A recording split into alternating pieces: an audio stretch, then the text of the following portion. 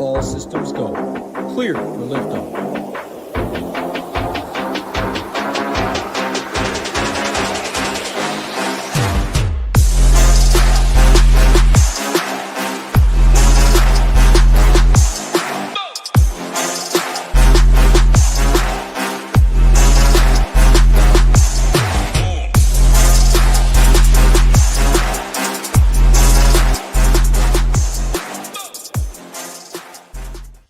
What is going on, everybody? Hope everyone's having a great week. We are back talking some fights. UFC Fight Night in Shanghai, China. That means there is a weird start time, 3 a.m. Eastern this week. So all of our content always up on Friday, projections, ownership, the Stone, Slate Station, all that good stuff, everything you need to be successful in MMA DFS. All that will be up tomorrow. If anything changes, more than likely I'll be up pretty late Friday. I can't guarantee I make it all the way to midnight my time, but regardless, most news should come out by then. If any updates are needed, I will make them in the Discord, but 9 of the 13 fights are expected to finish. One of those 4 are the main events, so I think that right away tells us we should be expecting some big scores. Also, 9 of the 13 fights are have favorites minus 200 or greater. So a lot of big favorites, a lot of fights expected to finish. 13 is a good number. I will definitely butcher names like I always do, but a lot of Chinese fighters. I'm ready for this one, though. Big Marley, how we doing? Yeah, I don't know if I'm going to wake up at 3 a.m., but hopefully I'll wake up to a sweat entering like the main card or something like that. But another one with a lot of names that people won't know, so hopefully we can find a small edge here or there. But yeah, looking forward to talking about it. Absolutely. Again, hope everyone out there is doing well. All we ask is the like button and the subscribe button. It helps us out a ton. Before we even get right into it, it is time to head over to the Shipping Nation homepage because it looks a little different from last time that you saw us. NFL is less than 2 weeks away. Absolutely cannot wait for that. Some preseason action going on right now. With NFL back, we are running back the Ship It games like we did last year. Over 45,000 in prizes right now. You can click this banner to get more details. This costs you absolutely nothing to do. You only need to be an NFL only or an all access member to qualify. And as you can see, if you know you will be playing NFL, $349 gets you Saber Sim access to the Discord, all of our tools, all the showdown contents. We cannot wait for NFL season. Prizes are absolutely massive. Bottom left, join the nation, though. There are other deals if you are interested. You can see a 5 days for $19 trial. You can also, if you just play MMA, single sport, MMA, $29 for the month. If you want Saber Sim, $49 for the month. It only gets cheaper with the annual packages. Again, you can see this for all of our content. It gets cheaper the longer that you're with us. College football is also starting on Saturday, week 0, and then next week it starts as well. So can't wait for that. We are getting into the best time of the year for DFS, and we have so many different options when it comes to packages. We would love to have you for sure. I mean, man, I was just looking at this earlier. Look at all of these screenshots right here. Little Big Marley, $81,933 piece, which you love to see. But we'd love to have you at the nation. Rock us with the avatar, get in the winner's circle, and have a chance to make this collage right here. Look at that. Another Big Marley, a little 12.6K action. You love to see it. All right, let's get back out of there. Let's go to the Stone.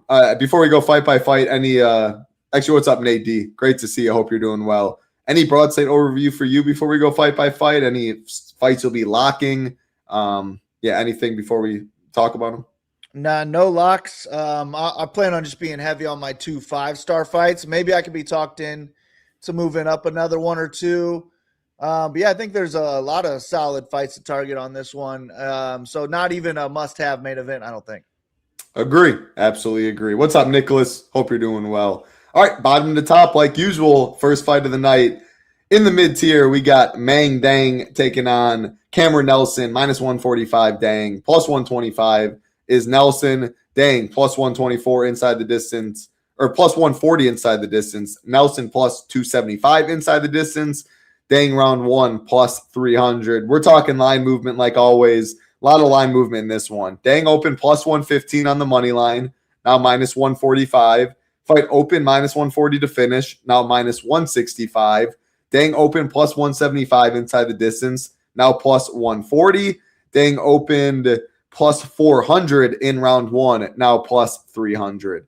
On the flip side, obviously money came against Nelson on the money line, also against him a little bit for inside the distance, open 250, now plus 275. I mean, we're talking low-level fight right here, but it is expected to finish, which is the highest mid-tier fight expected to finish on this card. And yeah, I personally like Meng because all of the line movement has pointed his way, and I think he is more aggressive. He will have a height advantage, as you see, but I am fine playing Nelson in chalkier lineups, leaving 400 as well. But I'm going to play this fight. I'll be overweight more than likely.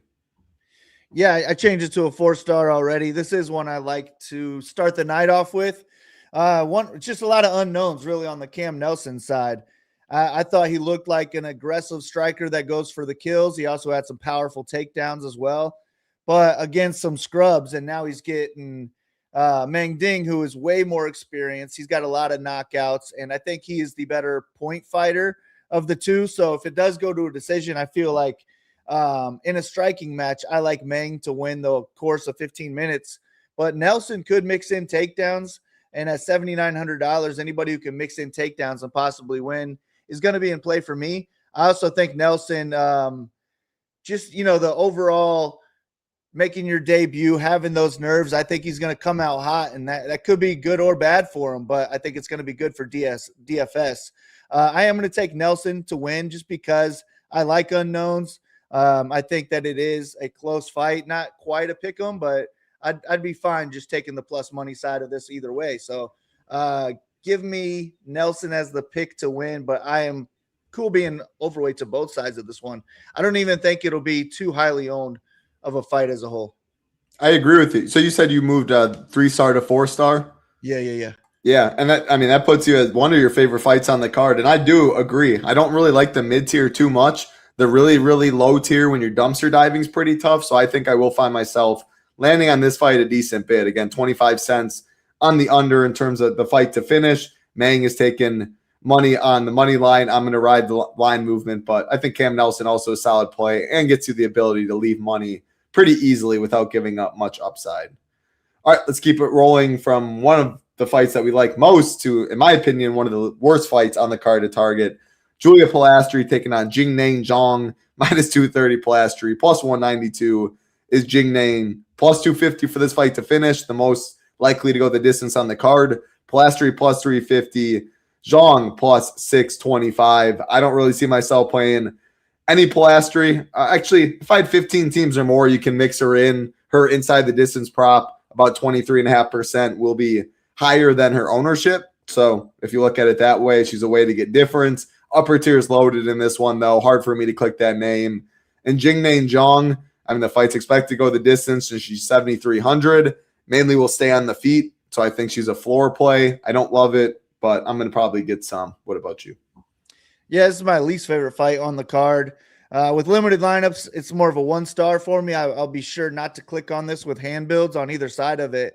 And that's because I like Polastri. I just think that both of them are primary strikers, and Polastri is the more vicious striker. I think she's probably higher volume as well.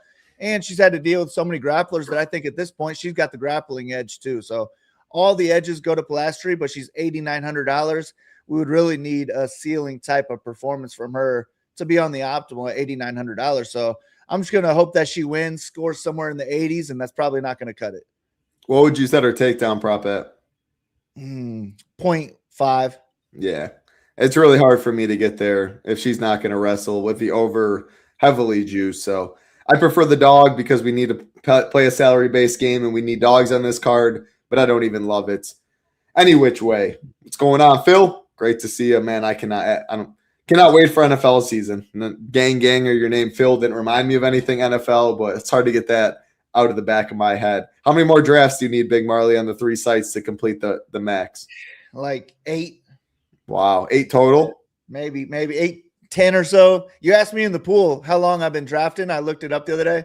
The end of April is when I started. That's crazy. Yeah, Big Marley's on that big-time grind, maxing all 3 sites in the flagship, so hopefully we have some sweats when it's all said and done near the end. What's up, YSN? I assume you're in the showdown streets after shipping day 1, so hope showdown's treating you well. Saw Kyle Williams got a touchdown. Bernard got a touchdown. NFL going to be lit, no doubt for sure. Hopefully UFC's lit this week as well, though. Let's keep it rolling to the next fight on the card. We got Lawrence Louis and Hector Santiago. Minus 280 is Louis, plus 230 Santiago, minus 145 for this fight to finish. Louis plus 100 inside the distance. Santiago plus 525. Louis round 1 plus 300. I was a little surprised to see you have this as only a 3-star, mainly because looking at Louis, he averaged 5.3 takedowns per 15 minutes, got 7 takedowns in his UFC debut last fight for 100 DK points. I will say those are his significant strikes and his takedowns is only a 3-fight sample, and 2 of those were road to the UFC fight. So little worse competition. Santiago's making his debut, but yeah, break this one down. Yeah, I'm cool. I just moved it to a 4-star as well because I do like targeting this fight. I think Santiago's probably the better and more powerful striker. So if it is a striking match, he's going to be live to win, and he could get a knockout and break the slate. But since he's the better striker, Louis should go in and wrestle heavily. I think that Santiago is a pure striker.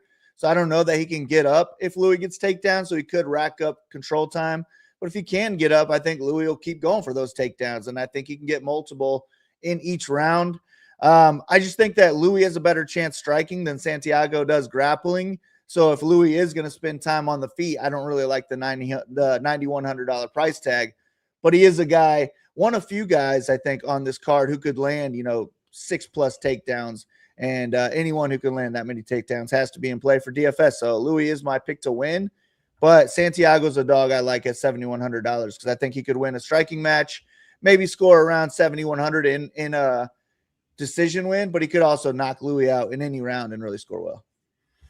Yeah, I agree. I like Lawrence Louis. I think, like you said, he has one of the most upside on the slate. He can wrestle a bunch. He's taking on a striker. And on the flip side, I do think Louis gets a little bit of ownership. I think Santiago is pretty solid on the feet. I'm looking at this as a clash of styles. Louis not lost on the feet by any means, but Santiago, I think the line would look a little wide if it only stays on the feet. We like upside. We like takedowns and control time. 9,100, Louis has that. Any win at 7,100 would be fine from Santiago. So this is a fight I do like as well. I'll let Big Marley go first if you want to try this. I'm okay. All right, yeah, I'm all right as well. Maybe later. I don't want to get caught saying something dumb, but all right, let's keep it rolling to the next fight on the card. Another mid-tier fights. Sean Woodson minus 148, Jack Jenkins plus 128, plus 135 for this fight to finish, which is one of the 4 fights expected to go the distance. The underdog, slightly better inside the distance prop, Jenkins plus 290, Woodson plus 300. Looking at this as like a striker. The stone kind of shows a striker in Woodson versus a wrestler in Jenkins. Jenkins has good leg kicks.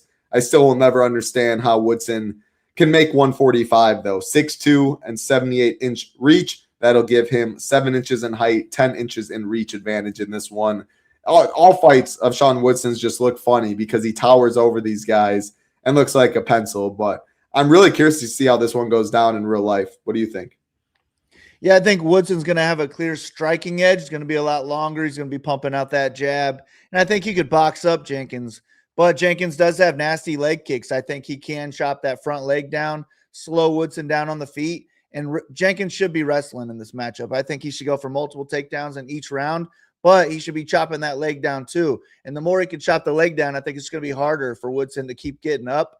So Jenkins is my favorite, one of my favorite underdogs on the card, just because he should be mixing in takedowns. I like his all-around game, but he does have a high pace when he's on the ground, and Woodson's a pretty much striker only. So I think Jenkins could rack up not significant strikes, but just strikes that are on the ground, and he could also get maybe 5 takedowns or so, possibly hurt that lead leg as well, maybe even get a TKO that way. But give me Jenkins to pull off the upset. Don't really feel confident about him winning, but I do like that this fight is in the mid-range. Both sides are in play.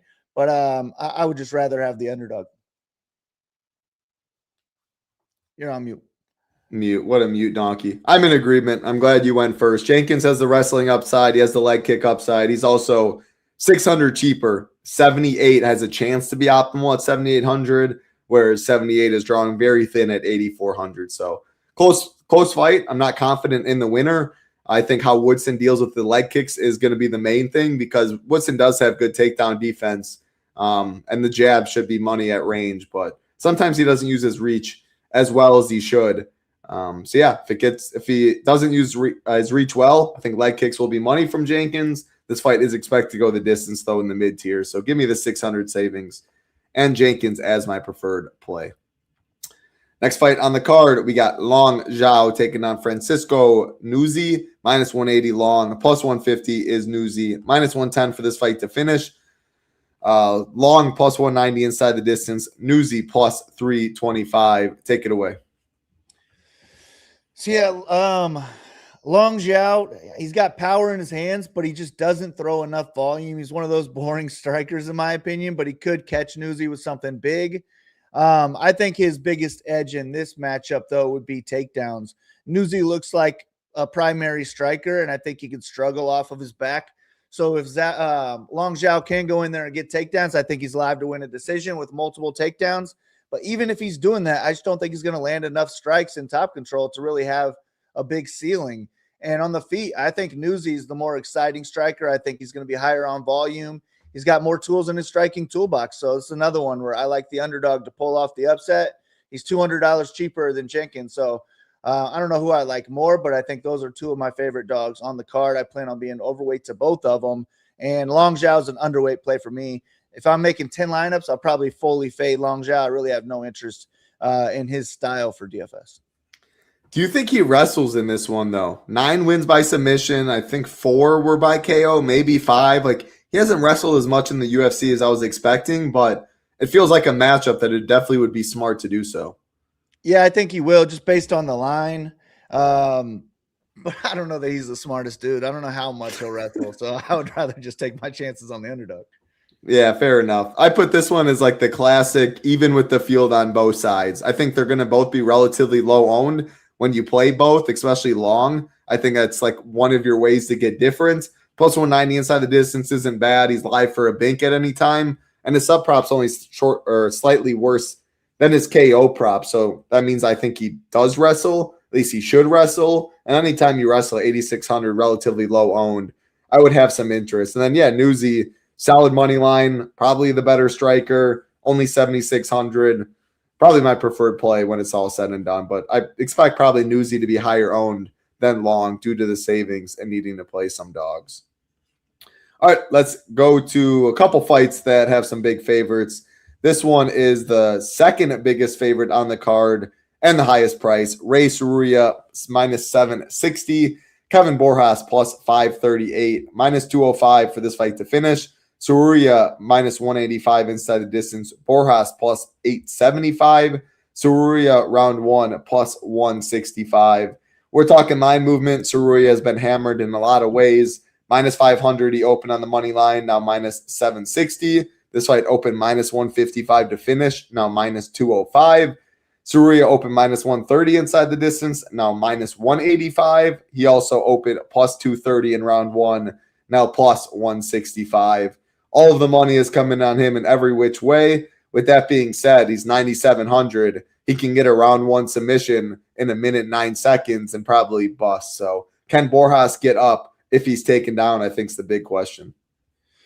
Man, I don't know. I kind of do like Tsuruya round 1. I just think it is a pure striker versus grappler matchup, and Tsuruya is going to be the dominant wrestler who's going to be much better with the submission game. I think Borjas has a better chance of knocking Tsuruya out than he does keeping it on the feet or getting back up to the feet enough to win a decision. And I still don't know that he has enough power. So give me Tsuruya round 1, but $9,700. I'm really not trying to get to it unless I'm playing enough underdogs where it makes it easy. But I mean, $200 less for Umar. Umar has a much higher ceiling and kind of the same floor as well. So give me Tsuruya, but $9,700. I'd be fine if I got none. Fair enough. We're going to get to, you already mentioned the Umar. We're going to get to Asakura, but we'll talk about Hasan right away. 97-96. Who would you prefer if you had to choose between those two? Hasan. I just like that kid. We'll talk about him, but I think he's going to be a good addition to the UFC. Yeah, a lot of people have a lot of hype on or are ready for him to come in the UFC. So we will get there in a little bit. Again, just want to say appreciate everyone hanging out with us. The like button and the subscribe button helps us out a ton. And again, I already did show I'll throw it over real quick again. But this is our homepage, multiple different options for memberships, giving away over $45,000 in cash and prizes for the NFL season, $349 to get in for all of our NFL content with SaberSim, with the Discord, and then bottom left, join the nation. Multiple different deals, 5 days for $19, the starter pack, ultimate if you want contest sims, and single sport options as well, NFL, college football. You're watching MMA though, so I assume you play some MMA. You can find all of our prices, all of our offerings, and you can also email info@shipitnation.com if you have any questions. All right, let's hop back to this, and let's say hi to the man, Jordan. I saw your ultrasound picture in the Discord today. Awesome stuff. Love to hear everything going well. And I want to say you said it was a boy, but I could be wrong. Let me know, Jordan. It's been a little while. So let me know again. Yeah, big congrats for sure.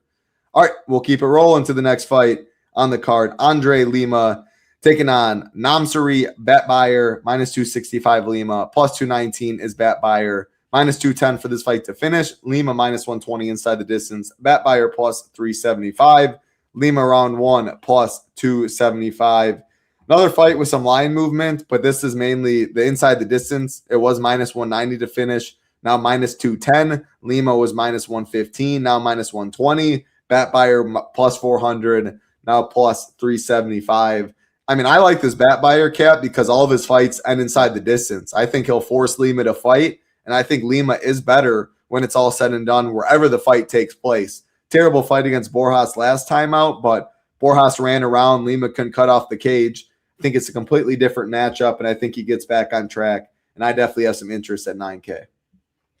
Yeah, I like this fight because of the Batbayar side. I mean, he's just full aggression. He's going to go in there and try to knock out Lima, and he's going to be right out of the gates too. So I think his aggression is going to make Lima fight with a much more urgency than in his last fight. And I agree that Lima is just the more skilled, more technical fighter all around.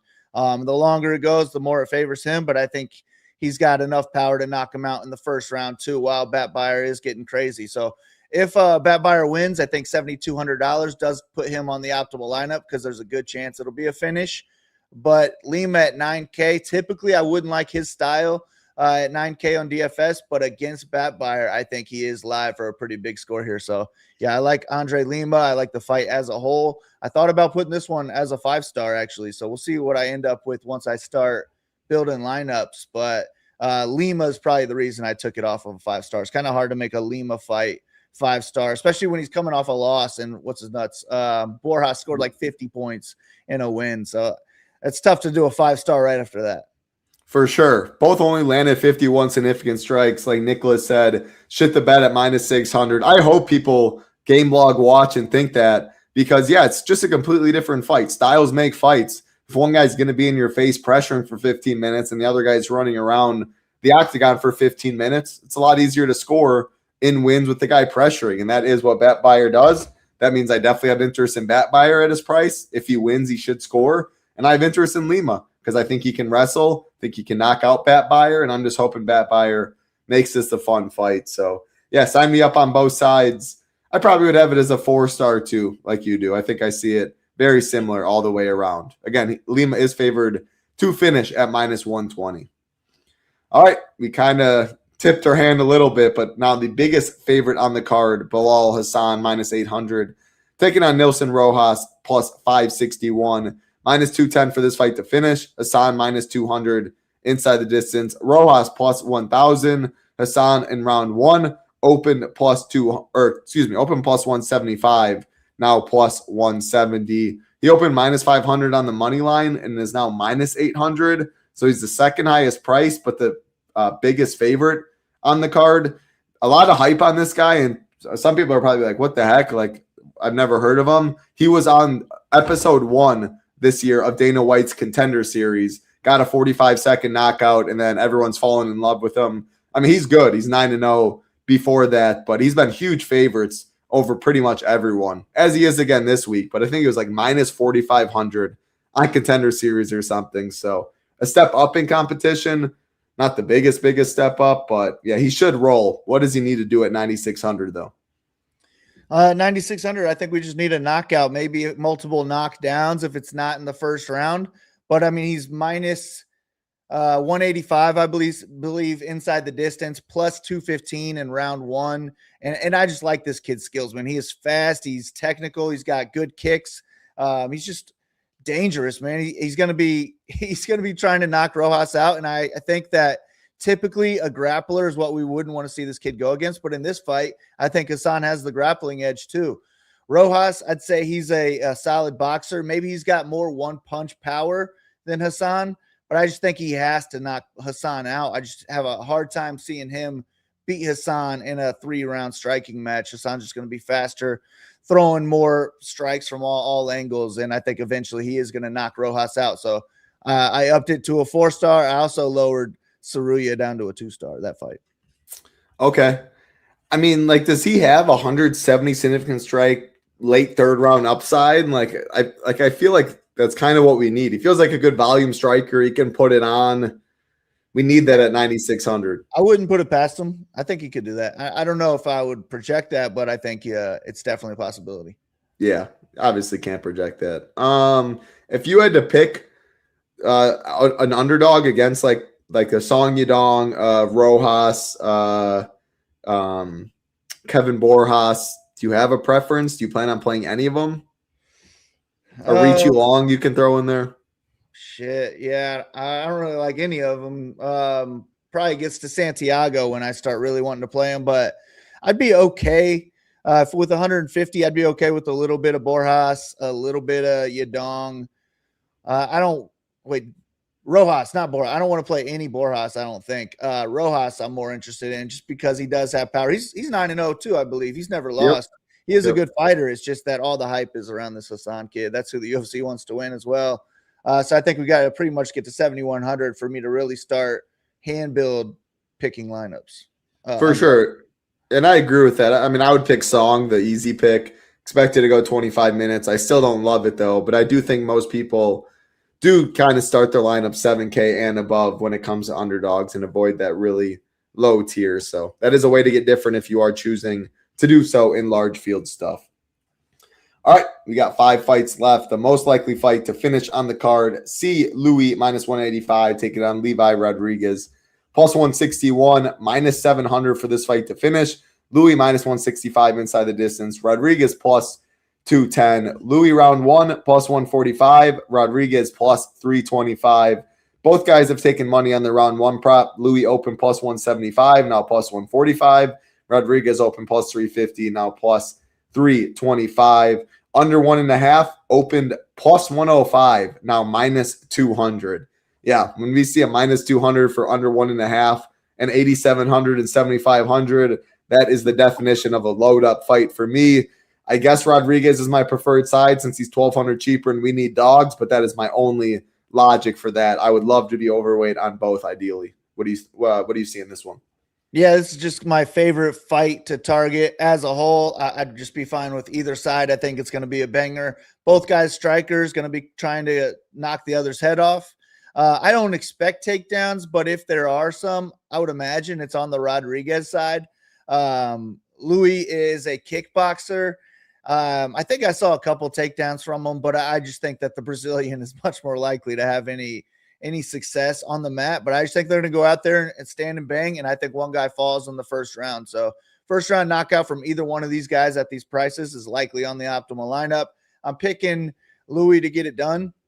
But if I'm struggling with underdogs on this card, I have no idea no problem going to Rodrigues instead, and that'll probably get me more Umar exposure and maybe some Hasan as well. Yeah, I like it. Again, great fight to target. I hope someone gets knocked out in round 1. I want Rodrigues right now. I plan on being more overweight because of the 1,200 savings. If I love everything in my script and I have more Louis or more overweight there, I'd be totally fine. But I do know I want a bunch of this fight regardless. All right, let's get to a rematch from May 30th of this year. Sumudaerji minus 215, Alex Perez plus 183, minus 160 for this fight to finish. Sumudaerji plus 125 inside the distance, Perez plus 300.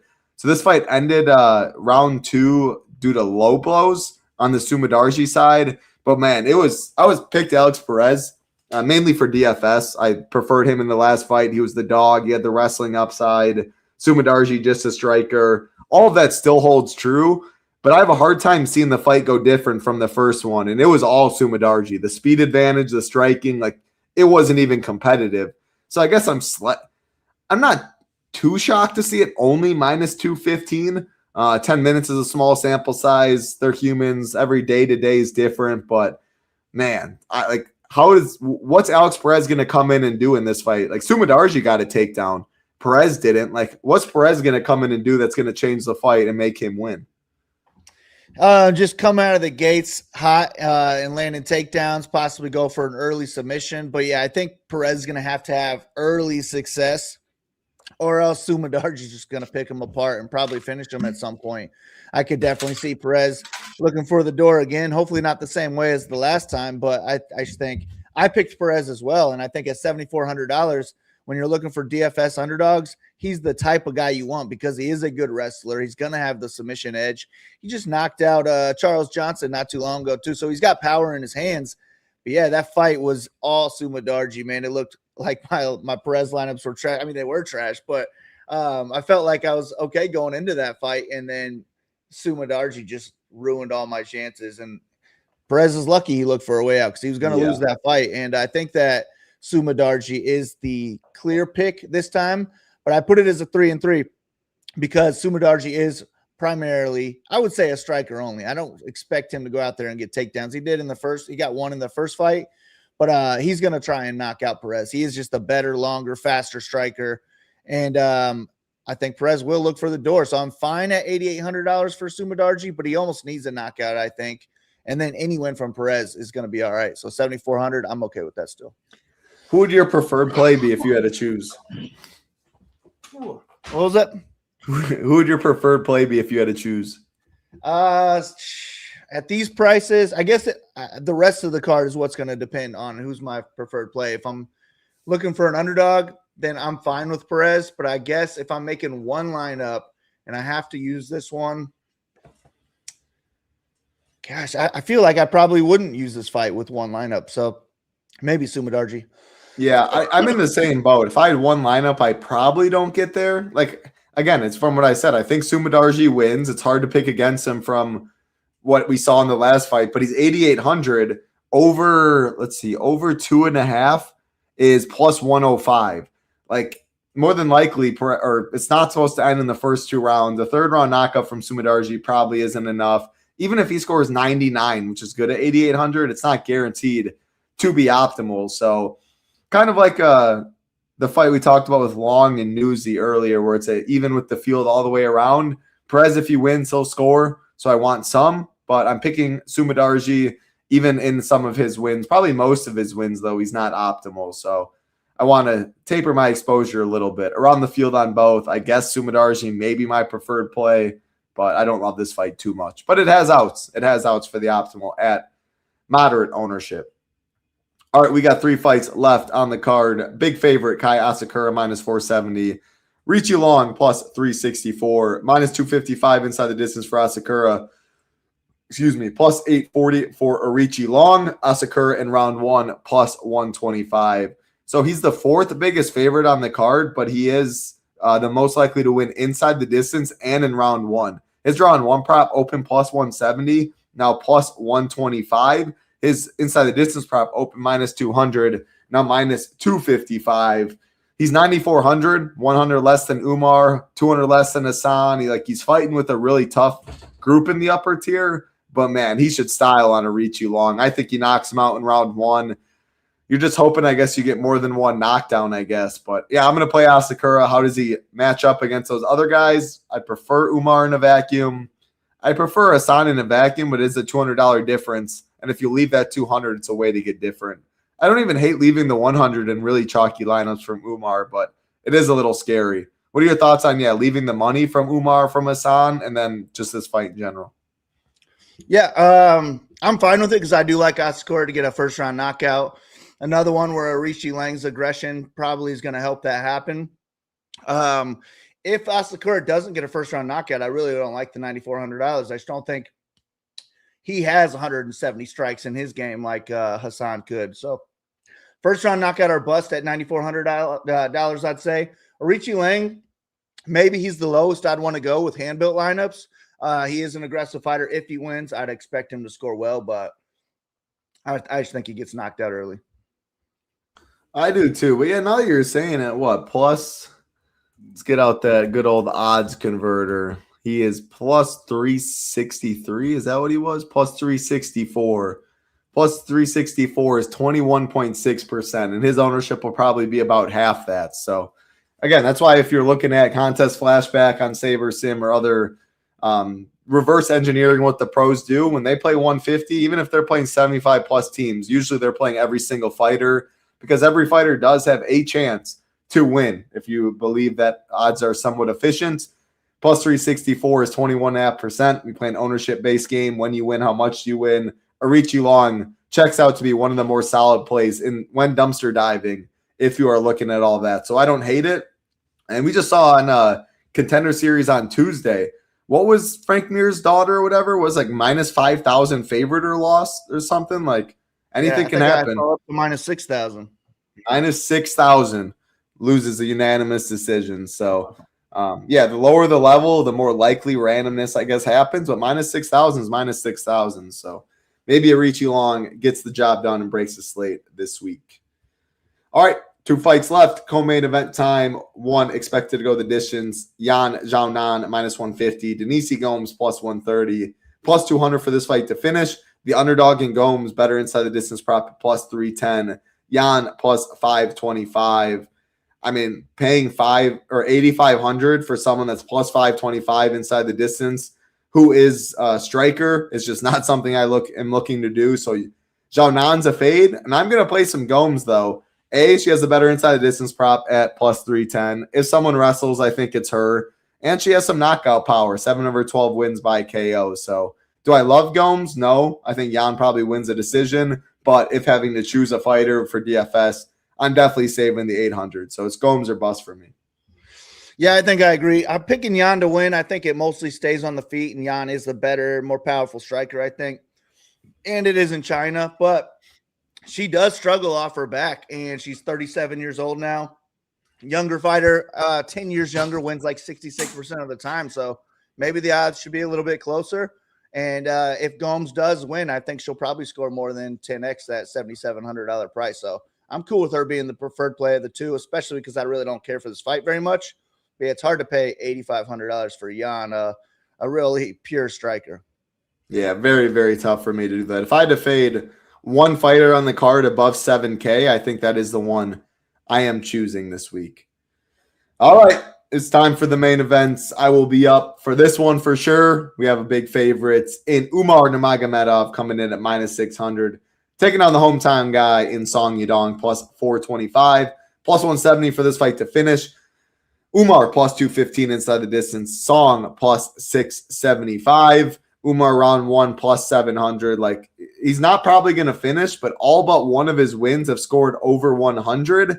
With that being said, like, is 105 enough on this card? Is 110 enough on this card? I'm not sure. I'm definitely going to play Umar. I think he's a monster. He's going to wrestle. When you wrestle for 25 minutes, you always have all the upside in the world. But there are fights, like the Figgy fight last time, I think he scored 75. It was a 3-round fight, but even if that was a 25-minute fight, he wasn't going to get there more than likely. So I don't think this is an all-in fight. I'm definitely going to play Umar, but I think you can, again, drop Umar to Asakura and leave 100, and that's a way you can get different. As far as the Song Yadong side, I don't love it, but he's 6,700 in a fight that's expected to go 25 minutes. He could score, he could back himself into 45 DraftKings points just doing random stuff. If no underdogs win or very few win, 6,700 can open up a lot, especially if the upper tier absolutely smashes, which is very possible. So I think he comes in over-owned because he's the main event fighter. So I'll probably be underweight, but I don't think fading Song's my favorite approach. But yeah, I do think that Arichi Long pivot is very interesting. More than his median projection will be way worse. When Song wins versus Arichi Long, it actually might be relatively close, but I do think Arichi Long more likely to win by a decent bit, which books are saying as well. So Umar, I'm in on, not a lock. Song, I think, is an underweight play. I think he's over-owned, but I think he can get there in a loss sometimes. What are you doing in this one? Yeah, I'm probably going to load up on Umar just because he his clear edge in this one would be the wrestling, and he could rack up 10 takedowns in this fight with 25 minutes to work with. Song Yadong is a nasty striker. I mean, Umar's a good striker too, but that's how he could lose the fight, is staying on the feet too long, because Yadong could knock him out. And if we are taking out takedowns, I think Yadong could win a 5-round striking-based decision too. But since that's the case, I think Umar will be going pretty wrestle-heavy in this one. He could be pretty active too. I think he has probably the highest ceiling on the card, especially in the decision. So 9,500, I like him more than Tsuruya. I like him more than Hasan and Asakura too. So he's probably my favorite fight on the card. And if I'm hand building, I'm probably not going to get to Yadong. But with MMA, yeah, you got to mix him in, because, I mean, he is a top-notch fighter, and it wouldn't shock me to see him knock out Umar and completely be on the optimal lineup. For sure. Yeah, he's a top-notch fighter when you do play an underdog like that. No, they're done. Sorry. When you do play an underdog that's such a big underdog like this, like, you want him to be elite. That is what Song Yadong is. If he can keep it on the feet, which is it's a lot bigger if than I expect. Yeah, he could piece up Umar, go to the leg kicks. Nurmagomedov's, though, it's just not something I bet against. And it's been profitable going about that. So I'm going to continue to play a lot of Umar and be underweight on his opponents. That is all 13 fights. Again, this is in Shanghai, China at 3 a.m. Eastern. So make sure you do get all your lineups in Friday night. All of our content will be uploaded into SaberSim, projections, ownership. We are just waiting on FanDuel to add Liu Ce and Levi Rodrigues, which is our favorite fight to target on the card. So come on, FanDuel, get that up. I got nothing more to add. Always love talking fights with you. I think this could be a sneaky good card in terms of violence. If you're watching it, definitely have some fun. I will probably be trying to wake up to a sweat over here. Good luck, Big Marley. Any final thoughts from you? Yeah, man, I hope to wake up to a sweat as well. I hate when the cards are at 3 a.m. There's just no way I'm going to wake up that early, but I'm cool missing those, first 3 fights. Hopefully I wake up to that Woodson Jenkins fight with a little bit of, I don't know if I'll have a sweat unless I guess Louis or Santiago. I don't know. We'll see about it at that point. Maybe I'll wake up later. But China card, we're going to need a sweat for it to be interesting. So good luck to you, Title. Good luck to everybody listening. Let's ship it. Absolutely. I'll probably be waking up maybe the Hasan fight, maybe Sumudaerji. I don't know. The little one has been up a lot, starting to pop through, but the wife has been a trooper taking care of most of it. So maybe I'll take a shift and watch it or something, trying to get them down. But we'll see. Appreciate everyone hanging out. Hit that like, hit that subscribe. On the way out, NFL less than 2 weeks away. Definitely get over to shippingnation.com. Check out all of our packages, NFL only. 5 days for $19. We also do have single sport MMA if you just play MMA and want to join. MMA goes on pretty much every single week, so you cannot beat that deal. Awesome stuff. Good luck this week in Big Marley. You enjoy the week for Big Marley. I'm Titletown. Good luck. Be safe. Peace.